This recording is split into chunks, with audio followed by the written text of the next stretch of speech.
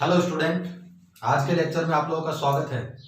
Last lecture में हम लोगों ने डिस्कस किया था about magnetic effect of electric current, कि जब किसी कंडक्टर या फिर इलेक्ट्रिक सर्किट में करंट फ्लो करें तो उसके चारों ओर मैग्नेटिक फील्ड प्रोड्यूस होता है। किसी भी कंडक्टर के अंदर करंट फ्लो करने पर मैग्नेटिक फील्ड प्रोड्यूस होने की फेनोमेना को magnetic effect of electric current कहा जाता है। बात की थी अपन ने कंक्लूजन की कि किसी भी कंडक्टर में करंट फ्लो ना हो तो मैग्नेटिक फील्ड प्रोड्यूस नहीं होता है। करंट फ्लो करने पर मैग्नेटिक फील्ड प्रोड्यूस होता है। करंट का डायरेक्शन अगर चेंज कर दें तो मैग्नेटिक फील्ड का डायरेक्शन भी चेंज होता है। करंट का वैल्यू अगर इंक्रीज कर दें तो मैग्नेटिक फील्ड का वैल्यू भी इंक्रीज होता है।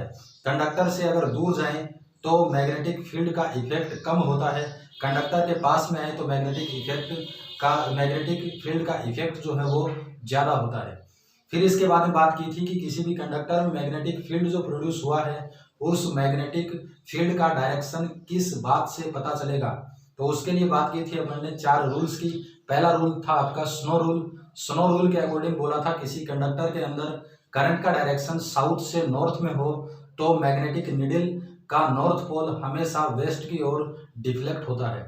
बात करें राइट हैंड थंब रूल, तो राइट हैंड थंब रूल के अंदर किसी current carrying conductor straight current carrying conductor को राइट हैंड से इस प्रकार होल्ड करेंगे कि थंब का डायरेक्शन करंट के डायरेक्शन में हो तो कर्व फिंगर जो है वो मैग्नेटिक फील्ड के डायरेक्शन को रिप्रेजेंट करती है। बात करें अगर right hand corkscrew rule की, right hand corkscrew rule के अकॉर्डिंग अपन ने बोला था कि अगर कॉर्क स्क्रू इसका टिप करंट के डायरेक्शन में हो तो इसको टाइट करने का जो डायरेक्शन है उस डायरेक्शन की डायरेक्शन में होगा आपका मैग्नेटिक फील्ड। फिर एक और बात की थी अपन ने राइट हैंड पाम रूल, जो अप्लाई करते हैं अपन करंट कैरिंग सर्कुलर कॉइल के लिए। करंट कैरिंग सर्कुलर कॉइल अगर गिवन हो आपको तो अपने दाएं हाथ की कर्ड फिंगर को करंट के डायरेक्शन में करेंगे और थंब जो है वो रिप्रेजेंट करेगा आपको मैग्नेटिक फील्ड का डायरेक्शन। फिर इसके बाद में बात करेंगे अपन आज के लेक्चर में बात करना आपको कि मैग्नेटिक फील्ड के अंदर कोई भी चार्ज अगर मूव हो या फिर चार्ज मूव ना हो या फिर चार्ज जो है वो मैग्नेटिक फील्ड की डायरेक्शन में मूव हो या फिर मैग्नेटिक फील्ड के परपेंडिकुलर मूव हो तो चार्ज के ऊपर कितना फोर्स लगेगा और कौन सी डायरेक्शन में लगेगा। इसकी बात करने से पहले अपन बात करते हैं कि मैग्नेटिक फील्ड और इलेक्ट्रिक फील्ड क्या होता है। आप लोगों को बताया था चैप्टर नंबर 1 में इलेक्ट्रिक फील्ड। यहाँ से बात करें कि इलेक्ट्रिक फील्ड जो है, इलेक्ट्रिक फील्ड के लिए अपन ने बोला था कि कोई भी आपका स्टेशनरी चार्ज, ये लेके चल रहे हैं कि ये आपका एक स्टेशनरी चार्ज है। इस स्टेशनरी चार्ज के चारों ओर का वो एरिया, स्टेशनरी चार्ज के चारों ओर का वो एरिया जिसमें टेस्टिंग पॉजिटिव चार्ज लाने पर उस टेस्टिंग पॉजिटिव चार्ज के ऊपर एक फोर्स फील होता है, या तो रिपल्सन फोर्स या फिर अट्रैक्शन फोर्स। उस फोर्स को बोलेंगे अपन इलेक्ट्रिक फोर्स बोलते हैं। किसी भी स्टेशनरी चार्ज के चारों ओर का वो एरिया जिसमें कोई टेस्टिंग पॉजिटिव चार्ज अट्रैक्टिव या फिर रिपल्सिव फोर्स को एक्सपीरियंस करे उस एरिया को इलेक्ट्रिक फील्ड कहा जाता है। इलेक्ट्रिक फील्ड के अंदर जो फोर्स लगेगा इलेक्ट्रिक फोर्स, उसका वैल्यू Fe इक्वल टू होता है आपका QE। Fe इक्वल टू कितना, QE। बात करें मैग्नेटिक फील्ड की तो मैग्नेटिक फील्ड ये है आपका मैग्नेटिक फील्ड। मैग्नेटिक फील्ड के लिए बोलना है किसी भी मैग्नेट के चारों ओर का वो एरिया, ये बोल रहे हैं मैग्नेट, इस मैग्नेट के चारों ओर का वो एरिया जिसमें यहाँ पे लेके चल रहे हैं जिसमें आयरन पार्टिकल्स अट्रैक्टिव फोर्स को फील करें। मैग्नेट के चारों ओर का वो एरिया जिसमें आयरन पार्टिकल्स किसको फील करे, अट्रैक्टिव फोर्स को फील करेगा, उस एरिया को मैग्नेटिक फील्ड कहा जाता है। मैग्नेटिक फील्ड की अगर बात करें इलेक्ट्रिक फील्ड की, कि इलेक्ट्रिक फील्ड जो है वो किसके कारण प्रोड्यूस होता है, मैग्नेटिक फील्ड किसके कारण प्रोड्यूस होता है। तो आप लोग ध्यान रखना कि स्टेशनरी चार्ज अगर हो, केवल स्टेशनरी चार्ज हो, स्टेशनरी या फिर इसी को बोले अपन रेस्ट चार्ज अगर हो तो rest charge only electric field को प्रोड्यूस करता है, ओनली इलेक्ट्रिक फील्ड को प्रोड्यूस करेगा। बात करें कि आपका मूविंग चार्ज हो, मूविंग चार्ज अगर हो, मूविंग चार्ज, और वो भी किससे, वो भी होगा आपका यूनिफॉर्म वेलोसिटी से। यूनिफॉर्म वेलोसिटी से मूविंग चार्ज अगर है तो ये मूविंग चार्ज इलेक्ट्रिक फील्ड और मैग्नेटिक फील्ड दोनों को प्रोड्यूस करता है। स्टेशनरी चार्ज केवल इलेक्ट्रिक फील्ड को प्रोड्यूस करता है, मूविंग चार्ज इलेक्ट्रिक फील्ड और मैग्नेटिक फील्ड दोनों को प्रोड्यूस करता है। अगर बात करें कि आपका एक्सीलरेटेड चार्ज है, एक्सीलरेटेड चार्ज अगर है तो एक्सीलरेटेड चार्ज क्या करेगा, इलेक्ट्रिक फील्ड प्लस में मैग्नेटिक फील्ड और इसी के साथ में electromagnetic wave. Accelerated charge electric field, magnetic field और इलेक्ट्रोमैग्नेटिक वेव तीनों को प्रोड्यूस करता है। बात करते हैं अपन कि किसी भी मैग्नेटिक फील्ड के अंदर चार्ज आपका स्टेशनरी हो या फिर मैग्नेटिक फील्ड के अंदर चार्ज मूव करे या फिर मैग्नेटिक फील्ड की डायरेक्शन में चार्ज मूव करे या फिर मैग्नेटिक फील्ड के परपेंडिकुलर मूव करे, तो उसके ऊपर कौन सा बल लगेगा और कितना बल लगेगा, तो उसकी बात करते हैं अपन।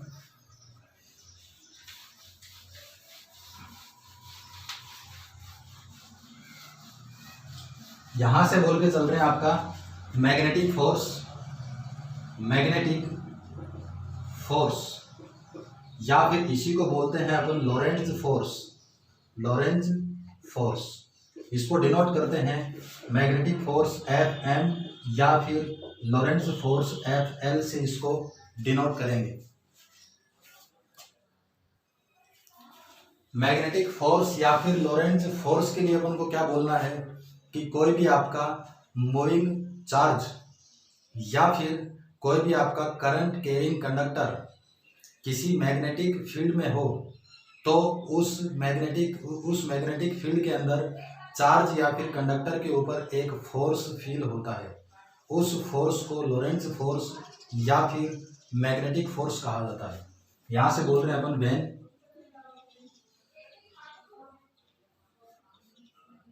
ए चार्ज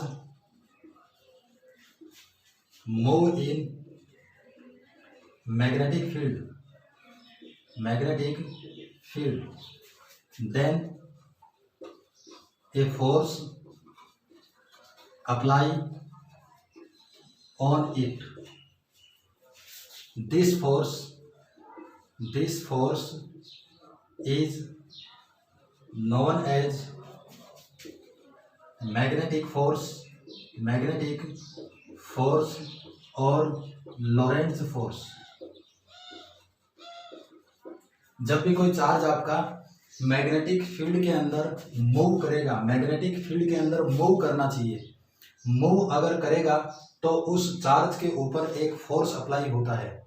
उस फोर्स को मैग्नेटिक फोर्स या फिर लॉरेंज फोर्स कहा जाता है। बात अगर करें कि मैग्नेटिक फोर्स का डायरेक्शन कौन सी डायरेक्शन में होगा, तो यहाँ से बोल के चल रहे हैं कि जैसे ये हो गया आपका मैग्नेटिक फील्ड का डायरेक्शन और एक चार्ज आपका मूव कर रहा है v वेलोसिटी के साथ, q चार्ज मूव कर रहा है और ये इस मैग्नेटिक फील्ड से थीटा डिग्री कोण पर है। मैग्नेटिक फील्ड से थीटा डिग्री कोण पर एक चार्ज v वेलोसिटी से मूव अगर कर रहा है तो इस चार्ज के ऊपर एक फोर्स अप्लाई होगा और उस फोर्स का डायरेक्शन कौन सी डायरेक्शन में, मैग्नेटिक फील्ड की डायरेक्शन और direction of motion of charge के मोशन दोनों की डायरेक्शन के परपेंडिकुलर होता है। जैसे मैग्नेटिक फील्ड का डायरेक्शन इधर, चार्ज के मोशन का डायरेक्शन इधर, इन दोनों के परपेंडिकुलर अगर फोर्स लगेगा तो इन दोनों के परपेंडिकुलर डायरेक्शन में लगेगा। जैसे बात करें अपन की मैग्नेटिक फील्ड आपका इस डायरेक्शन में है और चार्ज जो है वो आपका इस डायरेक्शन के अंदर मूव कर रहा है, चार्ज जो है इस डायरेक्शन में मूव कर रहा है, मैग्नेटिक फील्ड इधर है, तो इस चार्ज के ऊपर फोर्स जो लगेगा वो परपेंडिकुलर अपवर्ड या फिर परपेंडिकुलर डाउनवर्ड लगेगा। मतलब इन दोनों की डायरेक्शन के परपेंडिकुलर डायरेक्शन के अंदर ही मैग्नेटिक फोर्स अप्लाई होता है। बात करें अगर नोट डाल के लिख रहे हैं अपन, डायरेक्शन ऑफ मैग्नेटिक फोर्स या फिर Lorentz force, direction of magnetic force या फिर Lorentz force always perpendicular to the direction of magnetic field and direction of motion of charge. यहां से आप लोग ध्यान रखना कि मैग्नेटिक फोर्स का डायरेक्शन जो है वो हमेशा मैग्नेटिक फील्ड और मोशन ऑफ चार्ज की डायरेक्शन के दोनों के परपेंडिकुलर डायरेक्शन में होता है। यहाँ से लिख रहे हैं अपन कि दोनों के परपेंडिकुलर एफ एम वेक्टर लगेगा आपका मैग्नेटिक फोर्स इस डायरेक्शन में। फिर इसके बाद में बात करते हैं कि कोई भी चार्ज या फिर आपका करंट कैरिंग कंडक्टर एक किसी मैग्नेटिक फील्ड के अंदर मूव करे तो उस कंडीशन में कितना फोर्स अप्लाई होगा, कंडक्टर के ऊपर कितना होगा और चार्ज के ऊपर फोर्स कितना अप्लाई होगा, उसकी बात करते हैं।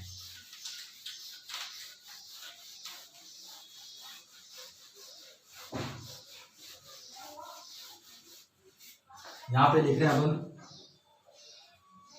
Magnetic force on a moving charge या फिर moving charge in magnetic field. यहाँ पे बात कर रहे हैं अपन कि एक चार्ज मैग्नेटिक फील्ड के अंदर मूव अगर करेगा तो उसके ऊपर मैग्नेटिक फोर्स या फिर लोरेंट्ज फोर्स का वैल्यू कितना होगा। यहाँ पे मान के चलेंगे अपन कि ये है आपका मैग्नेटिक फील्ड का डायरेक्शन बी वेक्टर। यहाँ पे बोल के चल रहे हैं कि एक आपका करंट कैरिंग कंडक्टर है जिसके अंदर करंट कितना फ्लो हो रहा है, आपका करंट फ्लो हो रहा है आपका आई, और इसका लेंथ कितना मान के चल रहे हैं अपन, लेंथ मान के चल रहे हैं इसका एल है। और ध्यान रखना कि अगर करंट इसके अंदर फ्लो होगा तो इसका मतलब चार्ज भी मूव करेगा। चार्ज अगर मूव करता है तो करंट फ्लो होता है। तो करंट बोल रहे हैं अपन आई, चार्ज इसके अंदर मूव करेगा, मान के चल रहे हैं उस चार्ज का वेलोसिटी कितना है v, और ये कंडक्टर मैग्नेटिक फील्ड से थीटा डिग्री एंगल के ऊपर है। तो अब हमको कैलकुलेट करना है कि जो चार्ज है उस चार्ज के ऊपर फोर्स कितना अप्लाई होगा। तो बात कर रहे हैं अपन यहाँ पर let a current carrying conductor placed in magnetic field at angle theta. एक current carrying conductor magnetic field के अंदर थीटा एंगल के ऊपर प्लेस्ड है। यहाँ पे बोल रहे हैं अपन लेंथ ऑफ कंडक्टर कितना है, एल है। करंट फ्लो अगर बोले तो current flow in conductor is equal to कितना मान के चल रहे हैं, आई। करंट फ्लो कितना मान के चल रहे हैं, I. Then magnetic force on conductor given by following formula. किस फॉर्मूले से देंगे अपन, इस कंडक्टर के ऊपर जो फोर्स अप्लाई होगा आपका मैग्नेटिक फोर्स, उस मैग्नेटिक फोर्स को लिखेंगे F M is equal to I L B sine theta से। किससे लिखेंगे, I L B sine theta से। क्यों, क्योंकि अगर इस कंडक्टर को मैग्नेटिक फील्ड की डायरेक्शन में कर दें तो कोई फोर्स नहीं लगता है। अगर इस कंडक्टर को मैग्नेटिक फील्ड के ऑपोजिट डायरेक्शन के अंदर पुट कर दें तो भी कोई फोर्स नहीं लगता है। अगर ये बोलें कि इसकी कंडक्टर के अंदर करंट फ्लो ना करे तो उस कंडीशन में भी मैग्नेटिक फोर्स नहीं लगता है। इन सभी बातों के कंक्लूजन से बोल रहे हैं अपन कि कंडक्टर, करंट कैरिंग कंडक्टर जो है वो अगर मैग्नेटिक फील्ड से थीटा डिग्री एंगल पर है तो उसके ऊपर फोर्स लगता है आपका I L B sine theta. यहाँ से लिख रहे हैं, ये तो है किसके ऊपर, ये फोर्स अप्लाई होता है करंट कैरिंग कंडक्टर के ऊपर। यहाँ से लिख रहे हैं अपन, we know that current I is equal to कितना, Q upon T, charge upon में टाइम। ये आई का वैल्यू यहाँ पे पुट करेंगे तो आएगा आपका F M is equal to Q upon T into में एल बी साइन थीटा। यहाँ से अगर लिखें कि F M is equal to Q का क्यू लिख दिया, एल अपॉन टी लिख देते हैं यहाँ पर, एल अपॉन टी, और ये बी का बी और साइन थीटा का साइन थीटा। इस एल अपॉन टी को लिख दिया यहाँ पर। एल क्या है, लेंथ, और अपॉन में टाइम। लेंथ अपॉन में टाइम या फिर डिस्टेंस अपॉन टाइम में किसको लिखते हैं अपन, इसको लिखेंगे velocity. Velocity is equal to length upon में टाइम।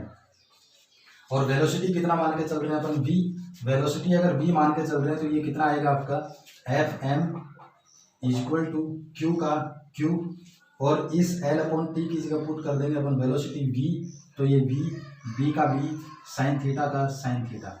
ये फॉर्मूला मिलेगा अपन को magnetic force on moving charge in magnetic field. Magnetic field के अंदर चार्ज अगर मूव करेगा v वेलोसिटी के साथ, तो फॉर्मूला मैग्नेटिक फोर्स का F M is equal to Q V B sine theta, conductor के ऊपर I L B sine theta. यहाँ से एक नंबर का क्वेश्चन पूछता है आपको कि करंट कैरिंग कंडक्टर के ऊपर मैग्नेटिक फील्ड के अंदर मैग्नेटिक फोर्स का वैल्यू कितना होता है, तो formula I L B sine theta. बात अगर करें कि मूविंग चार्ज के ऊपर मैग्नेटिक फील्ड के अंदर मैग्नेटिक फोर्स का वैल्यू कितना होता है, तो बात करेंगे F M is equal to Q V B sine theta. यहाँ से इसको अगर वेक्टर फॉर्म में लिखें तो वेक्टर फॉर्म में क्या लिखेंगे, वेक्टर फॉर्म में लिखेंगे इसको F M vector is equal to Q. यहाँ पर साइन थीटा है, साइन थीटा है, v वेक्टर क्वांटिटी, b भी आपका वेक्टर क्वांटिटी, तो v क्रॉस b वेक्टर लिखेंगे। अगर कोस थीटा होता तो दोनों के बीच में डॉट लिखते।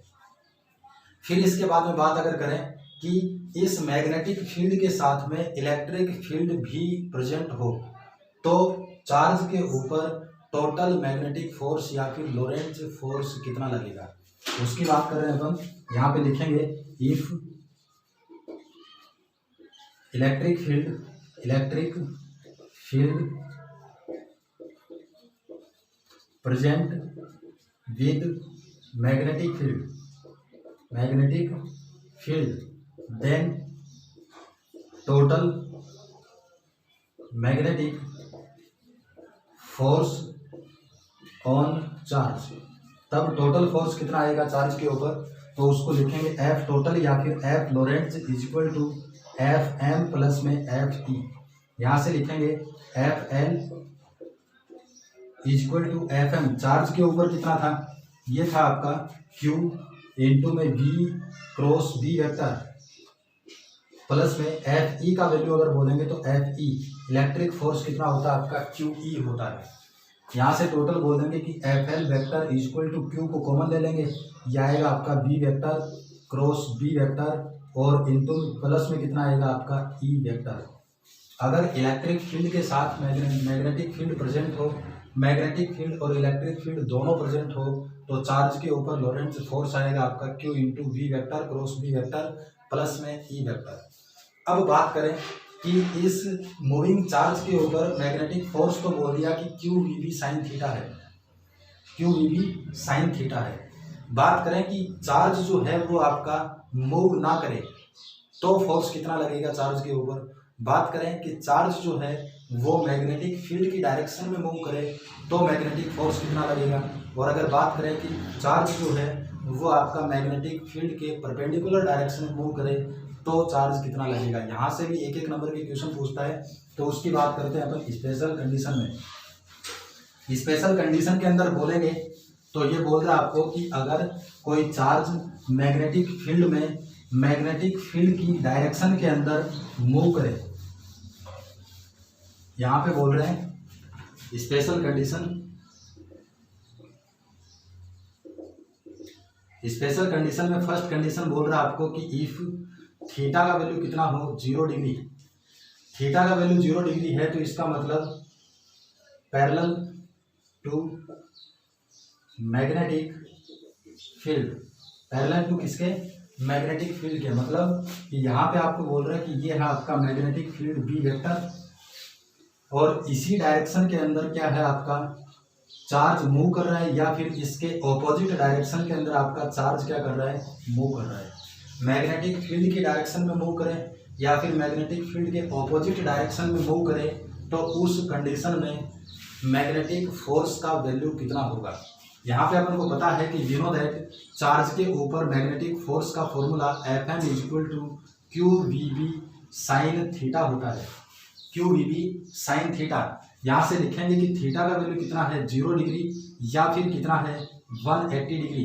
तो साइन 0 इक्वल टू साइन 180 और इसका वैल्यू कितना होता है आपका 0। यहाँ पे पुट करेंगे Fm equal to Q V B sine 0 equal to Q V B sine 180। Sine 0 और साइन 180 का वैल्यू 0 है तो टोटल कितना हो जाएगा 0। तो Fm इक्वल टू कितना आएगा आपका आंसर 0। इसका मतलब कि कोई भी आपका चार्ज मैग्नेटिक फील्ड की डायरेक्शन में या फिर मैग्नेटिक फील्ड के ऑपोजिट डायरेक्शन के अंदर मूव करेगा तो चार्ज के ऊपर किसी भी टाइप का मैग्नेटिक फोर्स अप्लाई नहीं होता है। एक नंबर में क्वेश्चन पूछता है आपको, तो यहाँ पे लिखेंगे when charge move along the direction of magnetic field then no magnetic force apply on it.